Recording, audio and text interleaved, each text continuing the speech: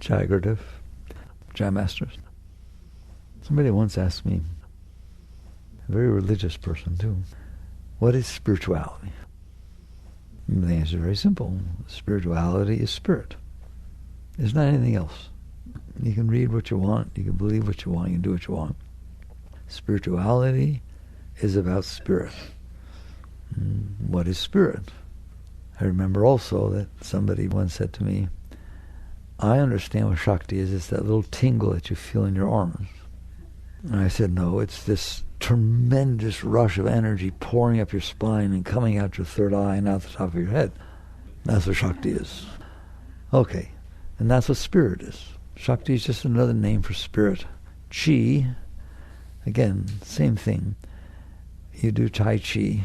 You work with the Chi in acupuncture. Let's talk about that for a second. And I never studied this, just a yogi. Acupuncture deals with Chi within the body, running through the meridians, this more subtle aspect of the body. Tai Chi, that kind of stuff, when they work with Chi at that level, is dealing with the astral body and the energy flowing through a much subtler place than where the meridians are. It starts there, but then it becomes this less focused, more etheric thing, and you feel it flowing through you, and it runs you, and you run it. Shakti also can be at many levels. Prana is within the body, the energy within the body, flowing through the astral and physical body. Shakti itself is the source. It's where it comes from. Everything comes from somewhere. That's a really important thing to think about. Everything has a history. Everything has a source. You can work with the manifestation, but it's fun and important to work your way back to the source.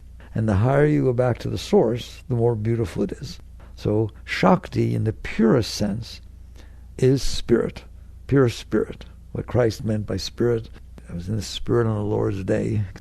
It's just this tremendous flow of non-physical and really non-astral higher energy that totally permeates and takes over your entire being. The flow of Shakti at a very high level is flowing so beautifully. The Bible calls it the rush of holy waters. That's talking about the same thing the yogis deal with. It is so beautiful, the flow is so intoxicating that it pulls your consciousness into it. And that's how you are in the spirit on the Lord's day, is it pulls you back into it. They're all the same. The teachings of Christ, the teachings, the deep teachings, the mystical teachings of the Bible, the Quran, the yogic scriptures, Patanjali, Yoga Sutras, and the Kabbalah and the Jewish tradition, it's about spirit. Yes, there's a letter of the law, and yes, there are yamas and niyamas, and yes, there are rights and wrongs and sins. What's that all about? Let's get that out of the way. If you are not feeling the flow of spirit, you are not whole. You may think you are, but you're not whole. There may be pieces of you that are higher than others in the sense that you have a relationship that's working out beautifully. You feel love. That's beautiful. You have a job that really inspires you. You feel inspiration. But then when you come home, you don't have the love. Or when you do it with the kids, you get upset. Or if you're working on a project in your job and somebody else takes it from you, you get all upset. That's not in the spirit. That's conditional. It's just a condition in which circumstances are such that the energy is able to flow. When I use energy, I'm talking about Shakti, spirit, Chi, all the same stuff. So conditions can happen with certain parts of your being. You're a very complex being, you understand, that energy can open up, that you can feel a flow of energy. It doesn't have to be a relationship, a person-to-person relationship. You can love your car. You can just artwork. If you stand in front of a piece of art that blows you away and you could just stand there for an hour and say it's one of the highest experiences I ever had, you're there. And it doesn't matter what the art is. It can be pop art, it can be impressionist art, it can be Renoir. It's just basically things open you. Certain things open you. Don't you use that word. It opened me. And when you feel open, what do you feel? You feel a flow of energy. You feel an uplifting beauty comes up inside of you. That is spirit. It doesn't matter what causes it to flow. It's the same stuff. So basically, I can't say to you the things outside don't give you energy. There's a combination of things that happen. Everybody is a being of energy. They are emanating energy. When somebody is open and they come in your presence and you're open to them, you feel inspired, you feel loved, you feel uplifted. If somebody is down, they're not emanating their energy. Why do you not emanate your energy? Because you close the door. Why is there not light coming in the room? Because you put the blinds down. There are blinds in here. You can close, can't you? Ever feel closed? I don't care whether you've ever gotten into spirituality or yoga or anything. Your everyday language reveals that you know what I'm talking about. I feel closed. Anyone can say that. That person really closed me. In this situation, I don't want to be here. I feel closed. What does it mean? You feel closed. Your heart is closed. Your mind is upset and closed. You get spacey. You're closed. Closed means that there's an apparatus inside of you that is capable of blocking the energy flow. What are you closed to? You're closed to the flow of the energy. You think you're close to the outside, but what you did was to protect yourself from what you're experiencing outside. You have this ability to close. So how does it feel to be closed? Terrible. You feel like a wet dish rag. You just feel tired and you're closed and it just doesn't work well. How do you feel when you're open? You feel expansive. You feel love. You feel excited. I can't wait. I'm so open. You use those words every day, closed and open. If you will trace that back, that's all I ever did in my life. I trace those back. You decide, I don't want to close. Okay, it would be nice talk. Okay? It's like a drug addict saying, I want to give up drugs. Okay, it's just not going to be as easy as you think. I don't want to close. Then watch. If you don't want to close, the starting position is this. Do you like being closed? Is it fun being closed? No. Do you like being open? Is it fun being open? There we have some solid ground. Do you know there's not a single person in the world that I could ask that question to that would not have answered the way you did? I don't care where they live. I don't care what they're doing. Now, what opens them and what closes them, that's a different story. We'll go very slow now. This is a spiritual path. So you start with a foundation. I will always agree. When I'm closed, I don't like it. It doesn't feel good. It's not fun. And when I'm open, it's fun. Okay. So now, why don't you watch? If you like being open so much and you don't like being closed, why don't you watch why you close? Like a scientist. Yogananda once said that when you meditate, you're entering the laboratory of soul research. You have the right to research. So I notice that sometimes I close. Instead of getting all involved in it and not liking it, take a step back. It's witness consciousness. Take a step back and see, wait, I was open, at least relatively. Now I'm closed. What happened? You won't do that. You're too busy being closed. No, I can't see clearly when I'm closed. Yes, you can. You just get all involved in it. So take a moment. The way to do it is when you start to close. Can you feel yourself start to close? Answer me. Yes. See? It's not like, bam, the door slammed. You feel yourself start to close. There's a little rumble going on down there. Usually in the lower belly, it starts down there, and it comes up and takes over, and it gets dark. All right? Okay. If you're sincere with this, and again, I'm not telling you to do something spiritual. I'm telling you what you want. You want to feel high. You want to feel open. You want to feel beautiful energy. Well, you don't feel that when you're closed. We all agree. We've got solid ground. Then why don't you watch and see why you close instead of just closing? So what you're going to watch, when you see, is that either a thought, can a thought close you? You don't even need help. You're very good at it. How long have you been good at it? Were you able to close when you were little? It's just so neat to talk. Can we talk about this? All right? This is the door to spirituality. This is the door to all of life. So what happens is you start to see, I'm starting to close. I would like you to look and see why. Maybe a thought. Maybe somebody said something. Maybe somebody didn't say something. Something happened, either inside or outside, and you got this weird vibration, and you started to close down. The problem is, the minute you start to close, you try to blame it on something. You want to know why you blame it on something? Because you want to know how not to close. So if you said something that closed me, I don't want to be around you. I want to make you say you're sorry. I want to, something. In other words, I don't want to close, and you made me close. So therefore, you are the solution to my closing. Either I avoid you, I don't like you, I talk badly about you. I mean, literally, if you start to close around somebody and you call your friend up, you should see what she did. Oh, can you? And the friend says, I know she did it to me too. You start to open. Be a scientist. Dare to look. You do it every day of your life. All of these clues are all around you. What happened? You took something as bad energy. Closing is an act of protecting yourself. I don't want it. Push it away from me. I'm scared. Close. If you can take some of that bad energy and share it with somebody else, right? And normally you walk away and say, thank you for sharing. I feel so much better.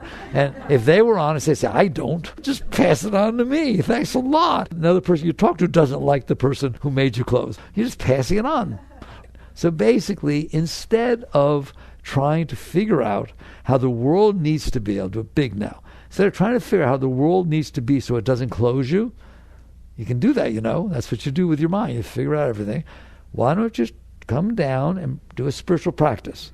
Watch why you closed. Just watch. Yes, it's starting to close. Why? Because he said something.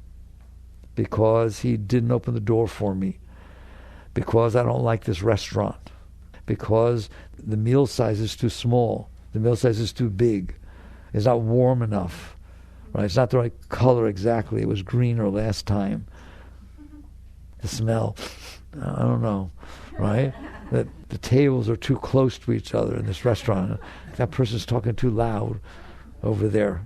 What? The music? I didn't expect they would play music like this. It's a Chinese restaurant. Why is Frank Sinatra singing? I don't understand. All right? And you close. Isn't that cute? You're something else altogether. I thought you liked being open. It doesn't take much to close you if you really like being open. You look at it. And I'm going to jump and skip a big jump. I go into this very deeply in the new book, Living Untethered, is you're going to see something. If you look, you're going to see that you have triggers inside of you. Notice what I said, inside of you, not inside the restaurant, not inside the weather, not inside the car in front of you, not inside the person that just said something to you. The triggers are inside of you. And when those soft spots or triggers get hit or stimulated, you close. Did I lose anybody yet? Is it true or not? Okay. And is it true that if I'm standing right next to you and something hits your trigger and closes you, it could open me? The same exact thing. So therefore, it's not the thing itself that inherently closes. It's the thing hits the trigger inside of you and you close. Is it true that if the exact same thing happened yesterday, you wouldn't have closed, but today you close with the exact same thing for the exact same person? You're becoming a scientist. I really like this. You're willing to look for yourself. Why did that happen? Yesterday it wouldn't have closed you. Today it closed you. So you take a look. What happened to me between yesterday and today that this trigger got hit and it wouldn't have got hit yesterday? Could be a million things, but something happened. It's not random. So that basically you saw a movie. It made you sensitive to subject. You read a book. You went to school and had a lecture 1 hour ago. You wouldn't have closed before you heard the lecture, but now you close after you hear the lecture. If you want to learn how not to close, you better take a look at what's going on. And so now what we've said is there are triggers in there that when either your thought hits them or somebody says something outside hits them, it comes in, it hits it, and then bam, the shutters go down. That trigger wasn't there yesterday. That trigger might have been there 5 minutes ago. Watch this. There's this person you don't know. They walk up and talk to another person. What does that do to you? Nothing. I know neither person. I never met them. I know nothing about them. One person walks up, talks to the other person. Nothing happens, okay? 5 minutes ago, the first person walked up to me and said, "You are the most special person. I've watched you since kindergarten. I worship the ground you walk on. I've just been ashamed and too scared and embarrassed to tell you. I just love you with all my heart. You're my soulmate." Okay. Then they said, "I'll call you later." right? And then they walk away, and they walk up to another person, and your mind and says the same thing. Instead of, all you hear is, "Oh, you're so special. How you doing? How you doing? I don't know. How you doing?" In other words, so a trigger got built inside of you in 2 minutes. This is what goes on all day, all the time, your entire life. And basically, you catch on that what's happening is I am developing triggers inside of myself that if the world behaves subsequent to that in certain ways, it can open me or it can close me. Because the world itself is just the planet spinning in the middle of nowhere. You've heard me say that before. I think you've ever been here before, right? There's just this tiny little planet. How many Earths fit inside the sun? 1.3 million Earths fit inside the sun. And you're worried about what the person just said or who they're talking to. And so you catch on that it's just a planet spinning in the middle of nowhere. It doesn't open or close you. It just is here for 4.5 billion years. And if that's not meaningless enough, that it's just a planet that 1.3 million fit inside the sun is one star, of which there are 300 billion in your galaxy. What are you worrying about? What are you closing about? What's so important that it's worth closing? But I didn't stop yet. That's your galaxy. There are 300 billion suns. There are 2 trillion galaxies. And what in the world are you doing with your time on this little planet? Closing, opening, closing, building triggers, freaking out, do all kinds of stuff. Okay? All right. So now we'll come on back down. So basically you see how easy it is to build a trigger. And I'm telling you, you've been doing it your entire life. Are there things in there that happened to you when you were 6 years old that now that you're 56 can still trigger you? If you want to know whether you build these triggers, go to a high school reunion. Just seeing the person, bam, he's the one who took my girlfriend 52 years ago. Now you understand closing. You now understand all there is to know about closing. You're closing. That didn't close you. It hit a trigger inside of you, and you closed because of that. Where did the triggers come from? You did it. Things happened in your past. They came in, and either you really liked them, or you really didn't like them, or they were neutral. What percent of the things that come in through your senses throughout your life are so neutral, so meaningless to you, that you're totally be here now? They just come right through and pass right through. What percent? 99.99999. All the trees you ever saw, all the white lines in the road you ever saw, all the clouds in the sky, every single thing comes in, goes right through. And you're right present in the next moment. It doesn't take you out of the moment. Let's be here now. You're just present in the moment. These things happen. People go by. You're still present. How hard was that? Did you meditate a lot to get to that state? No. Everybody's in that state. Well, then what in the world is the 0.0001% that got stuck in there? It either was something you really didn't like when it came in, or something you really, really did like when it came in. Why? Because when something you really, really don't like comes in, you don't want to experience it. It's not a nice experience, at least to you. It doesn't feel right. There are primal experiences that don't feel good. I use the example in the book. A rattlesnake coiled 10 feet in front of you. They say 10 feet is fairly safe. 10 feet in front of you, coiled up, rattling, is not a nice experience. I've seen one. I'm telling you. That's one angry sucker, right? And that is not a nice experience, period. So it comes in, that's I call that a primal experience. You didn't do it, it just is not a nice experience. Okay, dark, dark clouds and thunder and lightning coming down, 100-mile-an-hour wind. That's not a nice experience, okay? But that doesn't happen every day to you, does it? Either one of those. I didn't think so. That's the 0.0001% things. They come in, we'll call them primal, not nice experiences. The vibes that they are when they come in are not comfortable at all. So they come in, what do you do with them? This is so important. I don't want to experience that. I don't like it. I don't want to experience that. So what do? It happened. Please listen once. You can't not have happened what already happened. I'll tell you that right now, unless you have a time machine. If it happened, it happened. But when it comes in, you can mess around with it. Can't you? There's all Freud stuff. You can practice denial. You can suppress it. You can do any kind of stuff in there. You free reign in it. So you play with it in there. It comes in. You don't like it. Let's just take Freud. You push it away. I always ask you, do you have hands in there that can manipulate and control and push away or grab onto things that are in there? Don't you have hands? Can you do stuff in there? Yeah, a little innocent little thing in there. You're doing stuff in there. Can you push away an experience that you don't want to have? That's called repression, suppression, resistance, call it whatever you want. You do it all the time. You just built a trigger. If you push that away, like I said, it doesn't trigger you when you see a white line. It doesn't trigger you when you drive by the trees. It doesn't trigger you when you see clouds go by. But if it came in and it wasn't comfortable to you, and you didn't want to have that experience, which unfortunately you already had, that's why it's silly.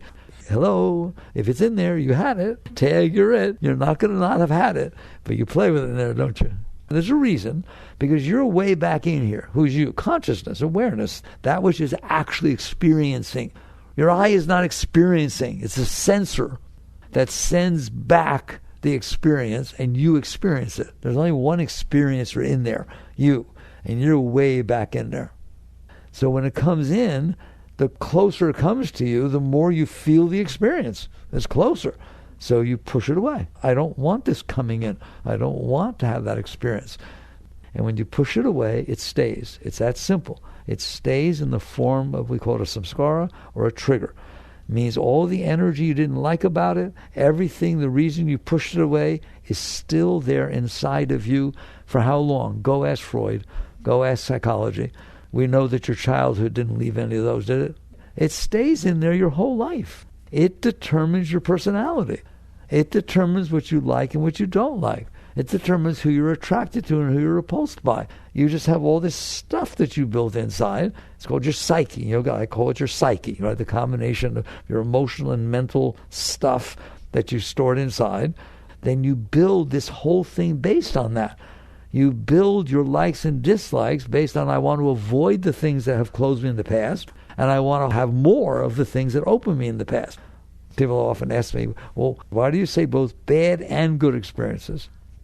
If it is an experience you don't enjoy, you push it away, therefore stores that samskara, that impression, that trigger inside, and then the events of the life will hit it, and it'll come back up. Yes or no? Okay? Oh my God, it's so simple, it's ridiculous, all right? Well, what happens with the good experiences? And by the way, somebody wants to ask me, I'm doing okay with the bad experiences. I'm starting to let them go. But I have more trouble when I remember a good experience. It makes me feel good. Fine. I don't like to talk about positive and negative samskaras, but I have to because I'm teaching you, all right? But it's fine. Just let go of the negative ones. The rest will take care of themselves. But why would a good experience cause a problem? If it's good enough to where it superseded past experience you've had, you met somebody or you got a thing or some event happened, it was just, wow, you do what's called cling to it. You don't let it go through. Just like you didn't let the bad one go through. But you don't let the bad one go through because you don't want to experience it. You don't let this one go through because you want to experience it. You want to hold on to it. What did he say? Oh my God. What do you say when somebody says something really beautiful to you? I love you. I love you more than I've ever loved anybody in my whole life. Excuse me, what did you say? I didn't hear you.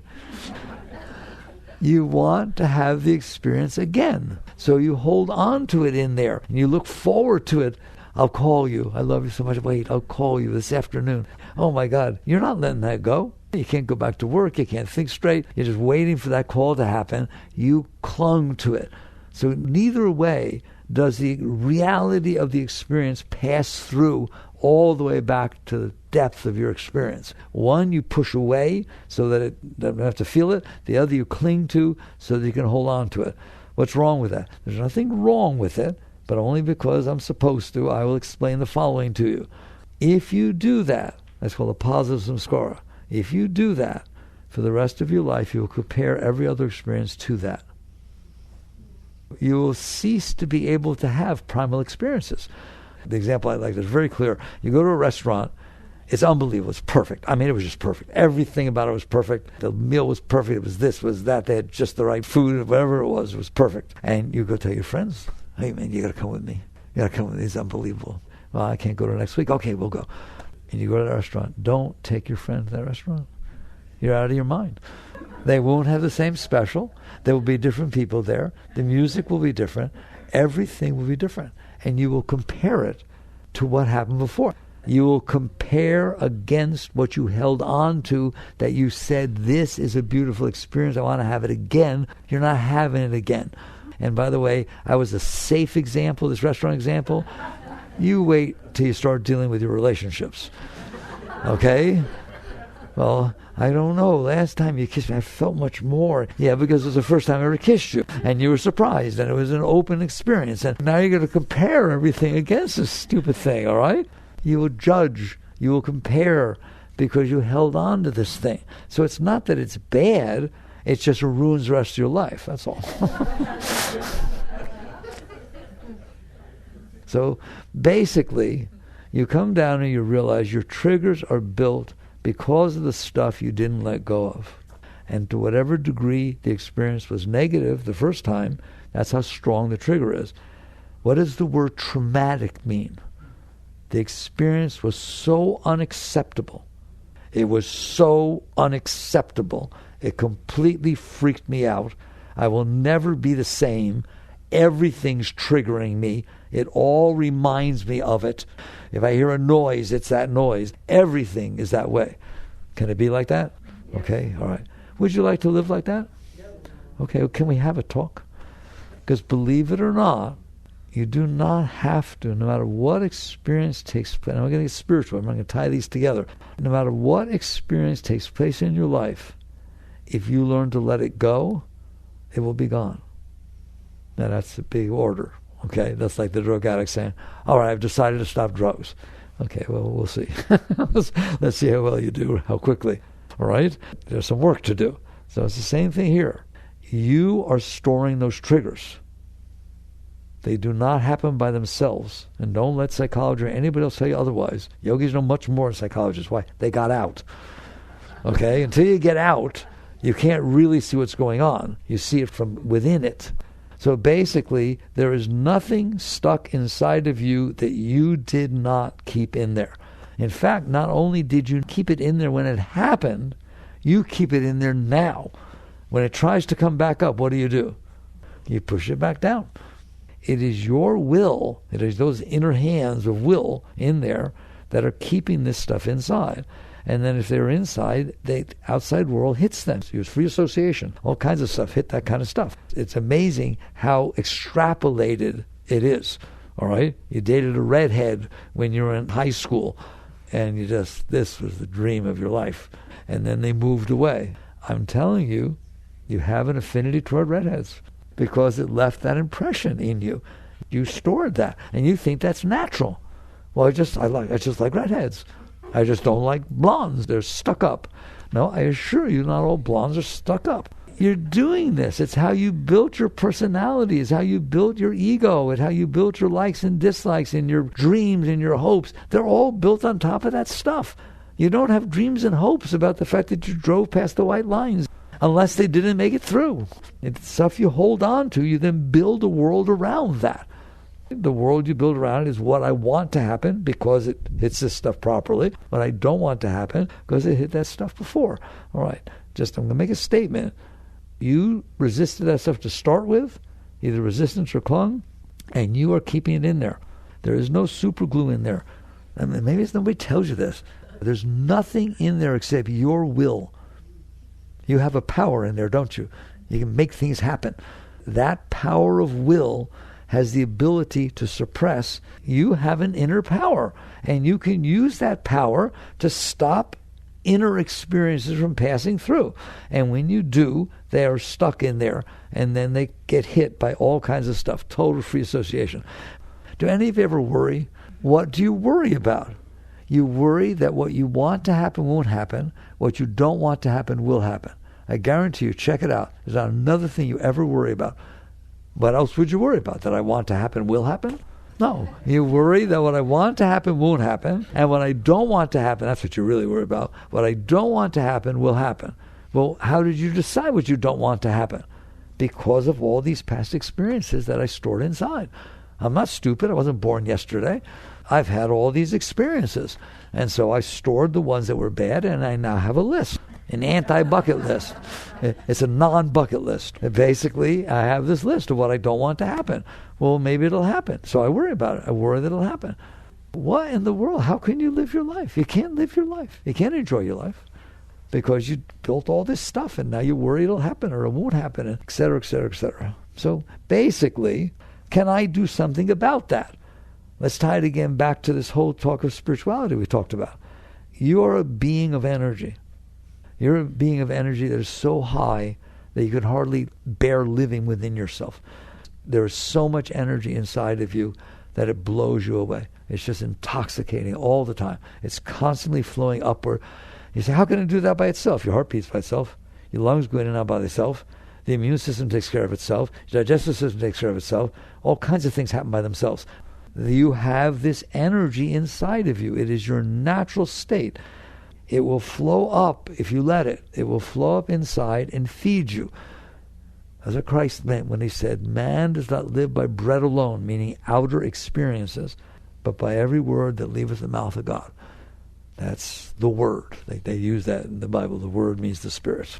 And so basically, you have flowing inside of you enough energy to where you are completely self-effulgent. You're filled with love all the time. You're filled with inspiration. I get to do the dishes? Oh boy. Can I sweep the floor again? But you did it. No, I want to do it again. Every single thing. Every single thing inspires you at a level that you can't wait to do it. And you have so much love inside of you that if you want to feel love, wave your hand in front of your heart. All this love comes pouring up inside of you. That's what's inside of you. They won't tell you that. You think you have to go earn that. You have to earn that your heart will beat. Really bad people, their heart beats. It's not a question of good and bad and karma and all this kind of junk. You're a great being. You're a being of tremendous light and tremendous love, and it is always pouring inside of you. Excuse me, sir, why don't I feel it? Oh, I'm glad you asked. Because you're busy feeling the stuff you stored in there, the stuff you held on to. You're busy paying attention to your worries, your needs, your desires, your hopes, your dreams, your concepts, your views, your likes, your dislikes, how to get what I like, how to keep away from what I don't like. You have completely taken your consciousness, which is capable of experiencing this awesome flow of spirit or Shakti, call it whatever you want, and you're busy looking at the rest of this stuff. If something really beautiful is going on back here, but you're looking over there, you don't see it. It is the exact same thing inside. It's not what do I need to do to get that much energy flowing? That energy is flowing. What do I need to do to stop looking at the junk so that I can see the beauty? Well, that's a different question. Your whole consciousness is paying attention to the lowest part of your being. You talk to somebody. Oh, I shouldn't have said that. Oh my God, what are they going to think of me? I wonder if they took it that way. I don't know. Should I call them? No, don't make anything out of it. It's just, there's all this junk. Why is that junk in there? Because you stored it in there. That's one of the things I stress in the new book. If you're going to take every bad experience that disturbed you throughout your life and store it inside of you, you are going to be disturbed. Do you have disturbances stored from yesterday, 10 years ago, 20 years ago? Then what do you expect is going on in there? It's disturbed. And now what you do instead of dealing with it, you say, but when I'm with him, I don't feel as disturbed. You want to know why? Because he distracts you from your disturbances. He didn't fix them. It was new, and he or she is exciting and beautiful, and they said they love me, and this is just, oh, I got the new car. I don't have to be a relationship. I just say this new car, man, it's turning me on. Everybody looks when I drive it, and we'll see how long that lasts. In other words, it distracts you from yourself. What do you think vacations are? Distractions from myself. What do you think your dreams are? Dreams are as follows. I'm not okay, but if this happened, I'd be okay. Those are my dreams. Those are my hopes and dreams. I want you to be okay now. How you like that? I want you to feel so much energy pouring up inside of you, intoxicating you, that all you can do is in the moment in front of you express the love, express the inspiration, express the creativity and beauty. There are no dreams. There's just fulfillment all the time. Complete fulfillment. That's where the great ones live. You understand that? And that's who you are. But the problem is your consciousness, your awareness of being, which is who you are, is very busy being addicted to your personal self. You're addicted to all these problems that you built inside. And now you think you have to solve them by getting things to be a certain way outside. So now you're addicted to that. A drug addict has to get their fix. You have to get this and get that in exactly the way you want. And so you spend your entire life trying to compensate, asking people and world around you to compensate for this stuff you stored inside. Make me feel better. I don't know, I married you. I committed myself to you, and I'm not feeling love. And do something. You're not feeling love because you're blocked. This whole thing ties together. That's why you're not feeling love. Love is that upward flow of energy. And yes, if somebody new shows up, that's why people fall in love with the tennis pro and the golf pro.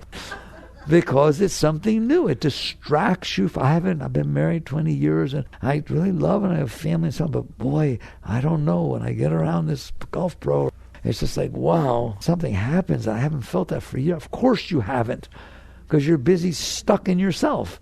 And then you go ask somebody like, what's her name? Ann Landers or somebody. You write somebody, what should I do? I fell in love. And it's if you're going to stay caught in this game of storing what you don't like and clinging and building all these concepts and views and opinions and preferences and building a personal self and then having your consciousness completely addicted to that and then think things outside have to change for me to be okay. No, things inside have to change for you to be okay. That's the answer. So basically, what do? If I've communicated, there you are. Spirituality is about spirit. It's not about any right thing or wrong thing or this or that. Not even about meditation. There are techniques that can help you work with your problem. Just like there are techniques that can help a drug addict get off of drugs. But if it's all said and done, they have to get off those drugs and not go back on. It's the same thing with you. When it's said and done, there's no magic. You can try and take a pill or do something, but there's no magic. It's you deciding, I have stored this stuff inside of me. It is running my life, and I don't want to feel this beauty that's inside of me instead of having to serve this mess that's inside of me. How do you do that? Well, there are techniques. And so, what I teach, meditation is wonderful. And all the gurus and my guru and everybody taught absolute meditation, and it's very important. You know how many meditation teachers are? About as many white lines as there are on the road, okay?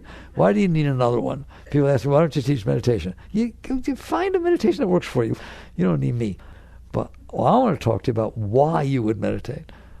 And I also want to talk to you about why after you meditate, because many of you meditate, why after you meditate and get really high and really nice, it can really work, why do you come back down? I thought you liked it. Why, the minute you stop meditating, does all this junk start coming back immediately, and then you're back down, and I got to go meditate. I want to know why you have to meditate. Don't get me wrong, you should meditate. Meditate's good. It's good, right? Why do you have to meditate? Because you have all this garbage inside of you, so that you can't feel the natural flow of your energy. So that by quieting down and stopping the senses and going inside and taking some time away from yourself, hopefully, what happens when you manage to, at least for a short period of time, transcend the personal self? Where you find, I went so deep. It was so beautiful. The mind actually stopped. What happens when the mind stops? What happens when you go deep? It's beautiful because you're pulling back to the energy. Your consciousness isn't paying attention to the garbage. And so because you can get past that, you start to feel this tremendous joy that's always there. It's there driving the kid to soccer. It's there discussing financial problems. It's there dealing with every single thing you deal with every single day of your life. It never goes away. You go away. You go away from it. It doesn't go away. That's why if you meditate, you can get back there. Good. I want you there all the time. I like you. I'm very greedy. All right? And so the question is, why am I not there? I told you why you're not there. Because you stored all this stuff inside of you. Is that stuff distracting? If you think about some sensitive situation that's happened to you, if you think about it, you go right back in that space. Because you had all that junk stored inside of you. It wasn't a natural experience that you were able to let go of. So there's all kinds of experience you've done that about. That's why you come back down, because these things are like magnets that pull you down into them, and all of a sudden you got your problems waiting for you when you do anything. And it's not just meditation. Go and have a beautiful love experience or something, and then go to work and tell me whether you keep your experience. No. Somebody says something, and all of a sudden you're right back into your garbage, and you had a hard day. Darling, I had a hard day. Okay? Well, I don't mind how the day unfolds. I mind how you take it. That's where spirituality is.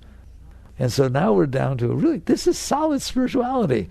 The only reason you're not feeling that tremendous rush of spirit flowing up inside of you, pouring out your higher chakras, and I don't care whether you know what a chakra is or not, you don't have to know a thing about it. You get back there, it's happening. That's all. It's flowing up. Why am I not feeling that? Because you are distracted by this stuff that you're more interested in, the garbage. It distracts you all the time. It keeps pulling your consciousness into it. Well, someday you're going to wake up and say, I think I have but one life to live, and I don't want to do that. I don't want to live it that way. I don't want to have all this garbage inside of me so that I have to find people, places, things, situations, blah, blah, blah, blah. Every little thing has to be the way it fits my garbage so it doesn't trigger me. Or fits my positive garbage, positive clung to things so that they match just right, and I feel all this inspiration, all this stuff. And now I'm busy trying to make that happen. Pretty busy trying to find the right person, find the right thing, make the right house, make it the right color, do it the right thing, all these kind of stuff so that I can be turned on. I like that, and you can do that. Have fun with that. You can. You're going to live your life. I'm not telling you to go live in a mountain somewhere. You're going to live your life. The question is, are you addicted to your life? Is it the only way you're okay is if everything's the way that you want? As opposed to, I'm okay. I'm more than okay. I'm filled with love. Now let's go decorate the house. Now let's go get married. Now let's go do this. Now let's go do that. Now let's go do our job the best of our ability. Whatever it is, there's nothing that's not spiritual. There's nothing that's not spiritual. You're seeing a planet spinning in the middle of nowheres. And by the way, if I say there's nothing that's spiritual, you say, what about terrible things? If you were filled with love and bliss, why would you do terrible things? You're filled with love. The reason you do terrible things is because you're not okay. Well, it's not natural for a human being to bother another human being. It's not. It's because they're not okay and you're in their way. You have something they want to make themselves feel better, and therefore you get abused. Therefore bad things happen. It's not natural. Every single human being, everyone, has this beauty flowing inside of them. They would not have taken a human birth if they weren't ready for that. That's what's pouring inside. But they're not paying attention to that, are they? They're paying attention to the junk that's stored inside of them, and then trying to figure out how I can get the world so that when it comes in, it hits the good stuff and not the bad stuff. And that's why all these people, all these dictators, Hitler, everybody, they're all doing that stuff. Okay, so what's the answer for you? The answer is, I don't want this stuff in here. I would rather have my consciousness pay attention to the most beautiful part of my being instead of paying attention to the lowest part of my being, the stuff that I stored in there that I wasn't able to handle. Okay, so now you got the foundation. You did it. Don't feel guilty. You should feel empowered. If I say you did it, you shouldn't say, oh, he's yelling at me. No, I'm not yelling at you. I'm telling you, if you did it, you can undo it. Anyone else in there? Your children in there? Your husband in there? Your father in there? Mother in there? Nobody's in there. Just you. Okay? Therefore, it can be any way. Listen to me. It can be any way you want. You're all busy saying, I can make the world be any way I want. I can manifestation. Yogi doesn't talk like that. Yogi says, in there, you know what? In there, if you're filled with bliss, there is no way you want it to be. You're just shedding light, just being who you are. You're not busy manifesting and attracting things. What things? It's all beautiful the way it is. But inside, you can make the inside any way you want. I don't care what you ever did. I don't care what you ever did. Just get that karma stuff out of your mind. It's not a punishment. It's not. It is because you stored this stuff inside that it is still causing you to attract and interact with the stuff. The inside projects the outside. They say, even in the great yoga traditions where they teach karma, they say at the moment of enlightenment, the moment of freedom, all karmic seeds are burned. Period. They're gone. All right? That should be encouraging to you. So it doesn't matter what you've ever done or whatever happened to you. And the question is, are you storing it inside of you? And the answer is, if you don't, it will go. So now let's do it real quickly. Fine. So now we understand what spirit is. There's that flow of energy going on inside of you that flows up so strong that it pulls you into it and ultimately takes you away from yourself, and you go into these beautiful, beautiful places called God. All right? Yoga, they have a name for God. Sat Chit Ananda. Sat Chit Ananda. Eternal conscious ecstasy. I like that God. Eternal conscious ecstasy. They also have a name for the self, for your individual self. What is that? Sat Chit Ananda. Same name. Why? It's the same thing. That energy is the same energy.